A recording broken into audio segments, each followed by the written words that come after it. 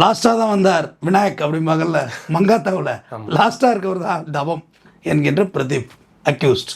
இதில் இன்னொரு 17 வயசு சிறுவன் இருக்கான், அவன் பேர் வேண்டாம். சரியா? மொத்தம் 6 அக்யூஸ்ட் இந்த வழக்கில். சிறுவன் சீர்திருத்த பள்ளிக்கு சென்று விட்டான். பள்ளியில் இருந்த சிறுவன் இப்போ பெரியவனாகி சிறைக்கு சென்று விட்டான். தவம் தான். இந்த ஏறினா ரயில் இறங்கினா பெயிலுங்கிற கதையில் இப்போ அவர் ஏறிட்டார் போலீஸ் வண்டியில். இந்த ஏடிஎம்மில் பணம் நிரப்புற வேலை வந்து நிறைய தனியார் நிறுவனங்கள் செய்கிறாங்க. அதில் செஞ்சது தான் முருகன். சென்னையில் கூட ஒரு பெரிய மர்டர் அவங்க மனைவி பண்ணாங்க.